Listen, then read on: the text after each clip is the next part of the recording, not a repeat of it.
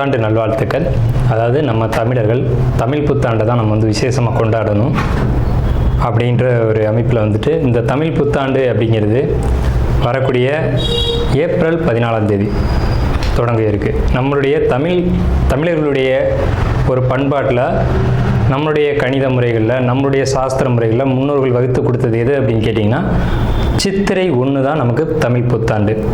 பிறக்க போகிற தமிழ் புத்தாண்டு இந்த சித்திரை 1 அப்படிங்கிறது விஸ்வாசு வருடம். அதாவது 60 வருடங்கள் தமிழருக்கு பிரபவ விவ சுக்ல பிரமோத்துத பிரம்மோத்பத்தி ஆங்கிரச ஸ்ரீமுக பவ யுவ தாது ஈஸ்வர வெகுதானியா அப்படின்ட்டு 60 வருடங்கள் தமிழ் வருடங்கள் கொடுக்கப்பட்டிருக்கு. அதில் 39வது வருடமானது விஸ்வாசு வருடம். இந்த வருடத்தை நோக்கி தான் நம்ம அடியெடுத்து வைக்கிறோம். நம்ம தமிழர்களுடைய கலாச்சாரப்படி பல்வேறு மதங்களும் பல்வேறு இனங்களும் பல்வேறு கலாச்சாரங்களும் இருந்தாலும் இந்த உலகத்தினுடைய ஆதி கர்த்தா, ஜோதிட சாஸ்திரத்தினுடைய ஆதி கர்த்தா அப்படிங்கிறவங்க தமிழர்கள் தான். அப்படிங்கிறதுல எல்லளவு கூட மாற்றம் இல்லை அப்படிங்கிறத நீங்கள் நல்லா புரிஞ்சுக்கணும். இந்த உலகத்துக்கு சாஸ்திரத்தையும் நாள்காட்டியும் வான சாஸ்திரத்தையும் தொகுத்து கொடுத்தவங்க யாருன்னு கேட்டால் நம்ம தமிழர்கள். நம்ம தமிழ் புத்தாண்டை நம்ம மற்றவங்களுக்கு கொடுத்துட்டு மற்றவங்களுடைய கேலண்டர் எடுத்து நம்ம பயன்படுத்திக்கிட்டோம். இது மிகப்பெரிய ஒரு தவறு. இந்த இடத்துல நம்மளுடைய தமிழ் புத்தாண்டை நம்ம பின்பற்றணும்னு சொல்லி ஒரு வேண்டுகோளை நம்ம வச்சுட்டு இந்த தமிழ் புத்தாண்டு எப்படி இருக்குது அப்படிங்கிற அமைப்பையும் தமிழ் புத்தாண்டு என்ன, தமிழ் புத்தாண்டுடைய சிறப்புகளையும் நம்ம வந்து பேசுவோம். நாள் என் செய்யும் வினைதான் என் செய்யும் என்னை நாடி வந்த கோள் என் செய்யும் கொடுங்கூற்று என் செய்யும் கூரேசர் இருந்தாலும் சிலம்பும் சதங்கையும் தண்டையும் சண்முன் தோளும் கடம்பும் என் கண்முன் வந்து தோன்றினேன். அதாவது நம்மளுடைய தமிழ் கடவுள் அப்படிங்கிறவர் முருகன் தாங்க. அகத்தியருக்கு தமிழை கற்றுக் கொடுத்தவர் யாருன்னு கேட்டிங்கன்னா முருகன் தாங்க. முருகன் தான் தமிழ் கடவுள். அதாவது அவருடைய பிறப்பு வேணால் நம்ம வந்து சிவன் பார்வதி அப்படி இப்படின்னு நம்ம சொல்லலாம். ஆனால் தமிழுக்கென்ற ஒரு கடவுள், தமிழினுடைய ஆதி கர்த்தா அப்படிங்கிறவங்க யாருன்னு கேட்டிங்கன்னா முருகன் தான். ஸோ அதனால் நம்ம முருகனை வணங்கி நம்ம இந்த பதிவை தொடர்வோம். சித்திரை 1 அப்படிங்கிறது ஏப்ரல் 14 ஆங்கில கணக்குப்படி. ஆங்கில கணக்கை தயவு செஞ்சு யாரும் எடுத்துக்க வேணாம். ஆங்கில நாள்காட்டி தவறானது தான். இது வந்து நம்ம சவால் விட்டே சொல்லலாம். ஒரு 15 நாட்கள் ஆங்கில நாட்காட்டியில் காணாமல் போய் அதை தேடி கண்டுபிடிச்சி அதுக்காக நாட்களை திருத்தின ஒரு வரலாறு நம்ம வரலாறு இருக்குது. நல்லா தெரிஞ்சுக்கோங்க. இன்னையிலேருந்து இன்னும் நூற்றுக்கணக்கான வருடங்களுக்கு கிரகணத்தை ஆதி காலத்திலே குறித்து வச்சுருக்காங்க நம்ம முன்னோர்கள். ஸோ அப்படிப்பட்ட நம்மளுடைய தமிழ் வருடப்பிறப்பான விஸ்வாச வருடப்பிறப்பு எப்படி நடக்குது அப்படின்னு பார்த்தீங்கன்னா, திங்கட்கிழமை அன்னைக்கு பிரதமை திதியில் சுவாதி நட்சத்திரத்தில் வஜ்ரம் நாமயோகத்தில் கௌளவ கரணத்தில் பிறக்க இருக்குது. இந்த சித்திரை 1 தாங்க கேரளாவில் ஐயப்பனுக்கு நடை திறப்பு முதல்ல நடக்கக்கூடிய நாள் அப்படின்னா சித்திரை விசு அப்படின்னு சொல்லுவாங்க. விசு அப்படின்னா சமப்படுத்துதல் அப்படின்னு பேர். சித்திரை விசு அப்படிங்கிறத கேரளாவில் விசேஷமாக கொண்டாடுறாங்க. ஏன்னா நம்மகிட்டேருந்து பிழிஞ்சு போன ஒரு மொழி வந்து மலையாளம் அப்படிங்கிறது. சரி, விஸ்வாசு வருடத்துக்கு நம்ம முன்னோர்கள் என்ன விளக்கம் கொடுத்துருக்காங்க அப்படின்னா, விஸ்வாசு அப்படின்ற சொல் வந்துட்டு நேர்மை, நீதி, செல்வம் அப்படின்னு உயர்ந்த ஒரு அர்த்தத்தை வச்சுருக்காங்க. நம்முடைய தமிழ் மொழிக்கு நம்ம தமிழ்லேயே அர்த்தங்கள் தேட வேண்டிய ஒரு காலகட்டம் வந்தாச்சு. சரி, இந்த விஸ்வாசு வருடம் அப்படிங்கிறது நேர்மை, நீதி, செல்வம் அப்படிங்கிற ஒரு அர்த்தத்தில் வருது இந்த சொல் அப்படிங்கிறது. இந்த விஸ்வாசு வருடத்துக்கு உண்டான பலன்களாக நம்ம முன்னோர்கள் என்ன சொல்லியிருக்காங்க அப்படின்னு பார்த்தீங்கன்னா, விஸ்வாசு வருடம் தன்னில் வேளாண்மை ஏறும், பசுமாடும் மாடும் பழிக்கும், சிசு நாசம், மறையோர்கள் வாழ்வார்கள், மாதவங்கள் மீறுமே, மற்றுலகில் உண்டு மலை அப்படின்னு சொல்லியிருக்காங்க. மற்றுலகில் உண்டு மலை அப்படின்னு முடிக்கிறாங்க. இதனுடைய அர்த்தம் என்னன்னு கேட்டிங்கன்னா, இந்த வருடம் விஸ்வாசு வருடம் அப்படிங்கிறது ஒவ்வொரு 60 வருடங்களுக்கு ஒரு முறை 39 ஆண்டாக பிறக்கக்கூடிய இந்த விஸ்வாசு வருடமானது வருகின்ற காலகட்டத்தில் எல்லாம் வேளாண்மை உயரும் அப்படின்னு சொல்லியிருக்காங்க. மாடும் பழிக்கும் அப்படின்னா நம்மளுடைய பசுமாடுகள் அப்படிங்கிறது நல்ல ஒரு முன்னேற்றத்தை அடையும். மாடு ஆடுகளுக்கு ஒரு நல்ல தீவனங்கள் கிடைத்து அதுவும் நல்ல செழித்து வரும். ஆதி காலத்தில் வந்து மாடை தான் செல்வமாக குறிப்பிட்டிருக்காங்க. இன்றைக்கி வந்து பணம் அப்படின்ற ரூபாய் தாள்களை நம்ம வந்து பணமாக குறிப்பிட்றோம். ஒரு முன்னோர்கள்லாம் வந்து மாடு எவ்வளோ இருக்குது, மாட்டினுடைய அந்த குப்பை வந்து வேஸ்ட்டெல்லாம் எங்கே ஒரு மனிதன் வந்து எங்கே சேகரிக்கிறானோ அதை போய் முதல்ல பார்ப்பாங்கங்க. அதை வச்சு தான் அவனுடைய செல்வம் என்னன்றதை குறிப்பிட்டு பொண்ணு கொடுக்குறதா இருக்கட்டும், பொண்ணு எடுக்கிறதா இருக்கட்டும், இதெல்லாம் நம்முடைய மரபில் இருந்து வந்த ஒரு விஷயம். ஸோ அப்போ இத்தனை மாடுகள் இருந்தால் தான் அவன் செல்வந்தன் அப்படின்ற ஒரு கான்செப்ட் வந்து முன்னோர்கள் நமக்கு காமிச்சிருக்காங்க. அப்படிப்பட்ட பசுமாடுகள் மாடும் பழிக்கும் அப்படின்ற ஒரு வார்த்தையை வந்து அங்கே குறிப்பிட்டிருக்காங்க. சிசு நாசம் அப்படின்ற வார்த்தையை சொல்கிறாங்க. மறையோர்கள் வாழ்வார்கள். மறையோர்கள்னு யாருன்னு கேட்டிங்கன்னா சமுதாயத்தில் முக்கியமாக இருக்கக்கூடிய பெரியவங்க, மற்றவங்களுக்கு வழிகாட்டக்கூடியவங்க வாழ்வாங்க அப்படின்ற சொல்லியிருக்காங்க. மாதவங்கள் மீறுமே அப்படின்ற ஒரு வார்த்தையும் வருது. மாதவங்கள் மீறும் அப்படின்னா ஒழுக்கக்கேடான செயல்பாடுகளில் மனிதர்கள் நடக்க வேண்டிய காலகட்டங்கள் வரும். ஒழுக்கக்கேடுனா என்னங்க? இந்த விரல் தான் ஒழுக்கக்கேடு, இந்த ஒற்றை விரல் தான். இந்த விரலை வச்சு தான் நம்ம பட்டனை அமுக்கிறோம், காசு வாங்கிட்டு அமுக்கிறோம். இதுதான் மாதவங்கள் மீறுமே அப்படின்றது. ஸோ அந்த மாதிரிலாம் இல்லாமல் மனசாட்சிக்கு துரோகம் செய்யாமல் யார் நீதி பரிபாலனம் செய்வாங்க அப்படின்றத தெரிஞ்சு சரியான வாக்களித்து நல்ல தலைவனை தேர்ந்தெடுக்க வேண்டிய காலகட்டங்கள் அப்படிங்கிறத இங்கே மறைமுகமாக இந்த விசுவாச வருடத்தினுடைய வெண்பா பாடல் அப்படிங்கிறது நமக்கு சுட்டி காட்டுது. இந்த சித்திரை வருட பிறப்பானது மகர லக்னம்னு சொல்லக்கூடிய சர லக்னங்களில் விழுகுது. எப்படின்னு கேட்பீங்க?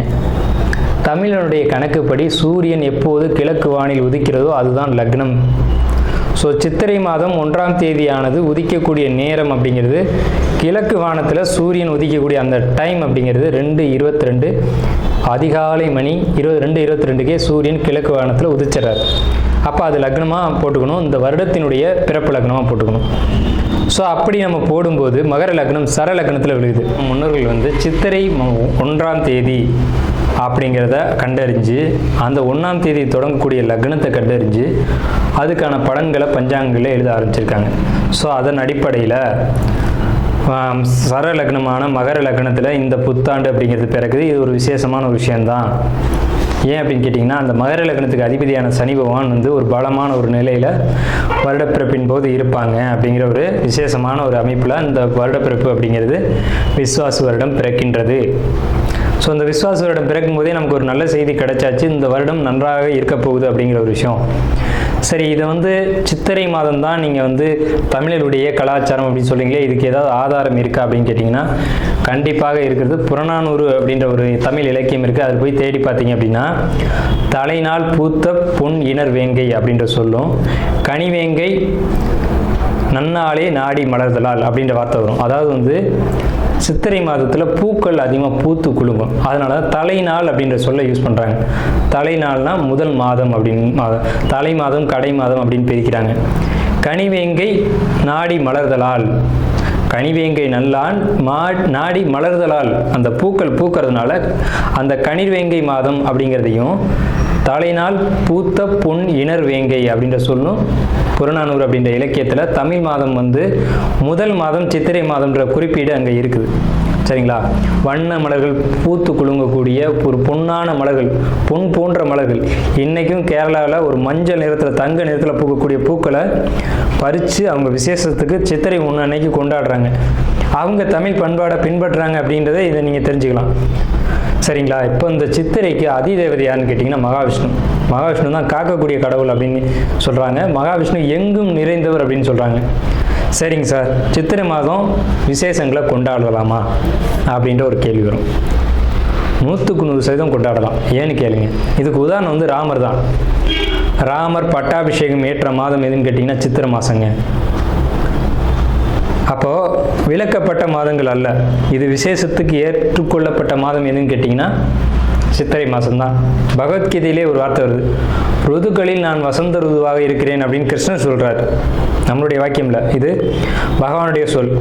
அப்போ வசந்த ருது அப்படின்றது எதுன்னு கேட்டிங்கன்னா சித்திரை 1 தான் வசந்த ருதுனுடைய தொடக்கம். வசந்த காலம் அப்படிங்கிறது வெயில் காலம் அப்படின்னு தான் பேர், கோடை காலம் அப்படின்னு பேர்.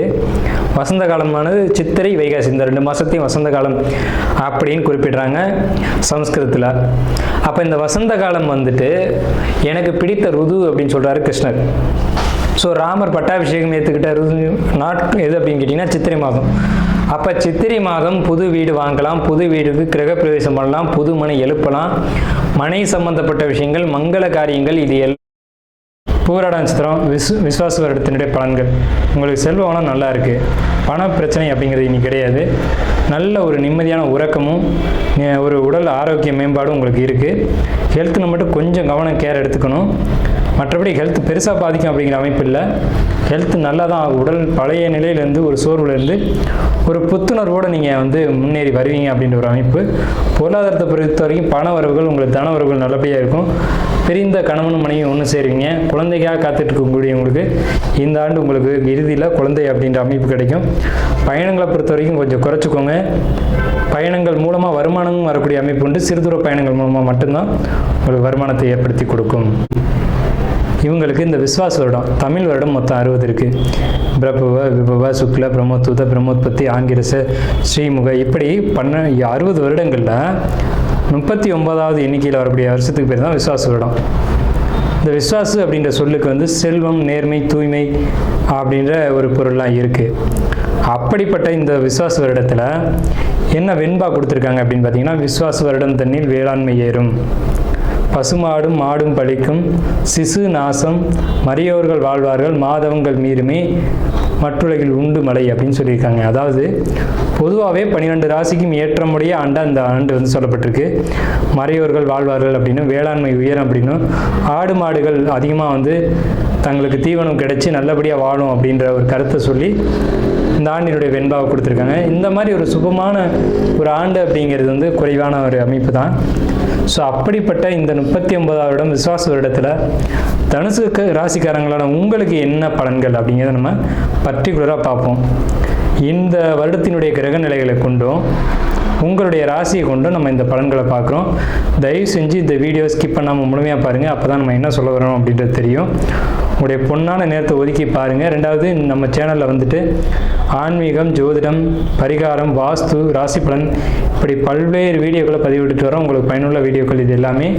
தயவு செஞ்சு நேரம் ஒதுக்கி இந்த பரிகார வீடியோக்களாக இருக்கட்டும், ஆன்மீக வீடியோக்களாக இருக்கட்டும், ராசி பலன் வீடியோவாக இருக்கட்டும், பார்க்கும்போது உங்களுக்கு கண்டிப்பாக உங்கள் வாழ்க்கையில் ஒரு திடமாக இருக்கும்.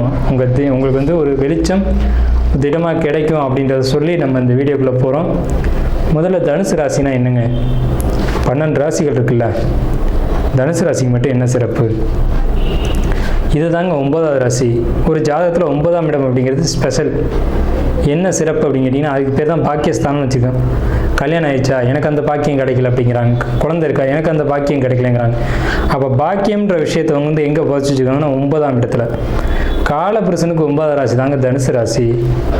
அப்போ பாக்கியத்தை தேடி தான் எல்லாருமே ஓடிக்கிட்டு இருக்காங்க. அப்படிப்பட்ட பாக்கியம் எல்லாமே நிறைஞ்ச ராசி தனுசு ராசி. இந்த ராசிக்கு மட்டும் என்ன சிறப்பு ஏற்றம்னா அதுதான் ஏற்றம். அந்த ராசிக்கு தான் அவ்வளோ சிறப்புகளும் கொடுத்துருக்காங்க. இயற்கையே அந்த ராசிக்கு தான் அற்புதமான பலன்களை அதிகபட்சமாக வழங்கியிருக்கு. ஏன்னா இது முழு சுபரான குருபவனுடைய வீடு அப்படிங்கிறதும் ஒரு கான்செப்டு. ஸோ இந்த ராசி மட்டும் ஒருத்தருடைய ஜாதகத்தில் பலம் அடைஞ்சிச்சு அப்படின்னா அவர் வாழ்க்கையில் கஷ்டங்கிறத அவர் பார்க்க போகிறதே இல்லை. தனுசு ராசியோ தனுசு லக்னமோ குடும்பத்தில் எங்கே இருந்தாலும் சரி, அது யோகமான வீடுன்னு பேர். இதை யாராலையும் மறுக்க முடியாது. சரிங்க சார், இவ்வளோ ஏற்றம்லாம் சொல்கிறீங்க, எங்களுக்கு என்ன இப்போ நடக்கும் அப்படிங்கிறத தெரிஞ்சுக்கிறோம் அப்படின்ற ஆர்வம் உங்களுக்குள்ளே இருக்கலாம். நம்ம அதை தான் இப்போ டிஸ்கஸ் பண்ண போகிறோம். சரி, நம்ம முதல்ல வந்துட்டு நீங்கள் எந்தெந்த விஷயங்கள்லாம் கவனமாக இருக்கணும் அப்படிங்கிறத சொல்லிடுவோம். ஃபஸ்ட்டு வேலை விஷயம், ஹெல்த்து, தொழில், கடன் வாங்கிறது, எதிரிகள், இந்த மாதிரியான விஷயங்கள், வம்பு வழக்கு, பக்கத்து வீட்டுக்காரன், இவங்கள்ட்டெல்லாம் நீங்கள் கவனமாக இருக்கணும். இவ்வளோ நாள் ரொம்ப அந்யோன்யமாக வாழ்ந்துருப்பீங்க. இங்கேருந்து சாம்பார் போகும், அங்கேருந்து சட்னி வரும். ஆனால் அவனே பகையாளியாகி நிற்பான். சகோதர வழி உறவுகளும் பங்காளிகளும் அதே மாதிரி எழுத்து சம்மந்தப்பட்ட விஷயங்களும் டாக்குமெண்ட் பிரச்சனையும், எனக்கும் என் தம்பிக்கும் சொத்தை பிரிக்கலை சார், பிரிச்சிருங்க உடனடியாக, இல்லையா அந்த விஸ்வாச வருடம் முடிஞ்சு தான் பிரிக்கிற மாதிரி ஆகும். இந்த விஸ்வாச வருடத்தில் அந்த இதை நீங்கள் எழுதி சரி பண்ணணும்னு போனீங்கன்னா வலுவான சிக்கலை மாட்டிக்கிங்க. எழுத்து சம்மந்தப்பட்ட சிக்கல் உங்களுக்கு இப்போ காத்துட்ருக்கு. எச்சரிக்கையை முதல்ல சொல்லணும்னு சொன்னால் அந்த எச்சரிக்கை தான் இது. ஸோ சகோதரன் இவ்வளோ நாளாக அப்படியே அண்ணன் சொன்னால் நான் மாற மாட்டேன்னு நிற்பான். அவன் இன்னைக்கு இப்போ மிகப்பெரிய எதிரியாக மாறி நிற்பான். ஸோ இந்த மாதிரியான ஒரு பிரச்சனை. ஏன்னா 3ஆம் இடத்து ராகு அப்படிங்கிறது சகோதரனே பயங்கர திருடனாக மாறுறது, தில்லாலங்கரியாக மாறுறது அப்படிங்கிற ஒரு அமைப்பு உங்களுக்கு இந்த காலகட்டத்தில் உருவாகும் அப்படிங்கிறத இந்த கால அமைப்பு அப்படிங்கிறத சுட்டி காட்டுது. சரிங்க சார், இப்போ 4ஆம் இடம் நல்லா இருக்கா அப்படின்னு பார்த்தோம்னா 4ஆம் இடத்துல சனி இருக்காங்க. ஸோ சனி பலம் தான், அங்கே ஒன்றும் பலகீனம் இல்லை. அந்த விஷயங்களை பொறுத்த வரைக்கும் அம்மா உடல் நலத்தில் மட்டும்தான் எச்சரிக்கையாக இருக்கணும்.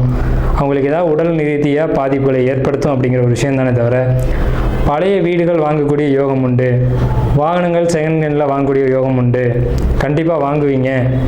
கணவன் மனைவி உறவை பொறுத்த வரைக்கும் சின்ன சின்ன கருத்து வேறுபாடுகள் இருக்கும். நீங்கள் கரெக்டாக தான் நடத்தீங்க, வாழ்க்கை துணை அப்படி இருக்கணும்னு நீங்கள் இறக்கி விடாதில்ல. அவங்களுக்கு 1000 டென்ஷன் இருக்கும், எங்கே காட்டுறதுன்னு தெரியாமல் உங்கள்கிட்ட காட்டிகிட்டு இருப்பாங்க.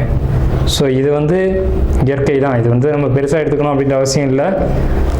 தந்தையை பொறுத்த வரைக்கும், தந்தையோட உடல் ஆரோக்கியத்தை பொறுத்த வரைக்கும் தலை சார்ந்த இடங்களில் நரம்பு சம்பந்தப்பட்ட பாதிப்புகளை ஏற்படுத்தக்கூடும் அப்படிங்கிற ஒரு அமைப்பு இருக்குது. கணவன் மனைவிக்குள்ள நீ பெரியவனா நான் பெரியவனா இன்னைக்கே முடிவு செய்யணும் அப்படிங்கிற ஒரு அமைப்பெல்லாம் இந்த தனுசு ராசிக்கு இந்த காலகட்டத்தில் நடக்கக்கூடிய அமைப்புகள் அப்படிங்கிறது இருக்குது.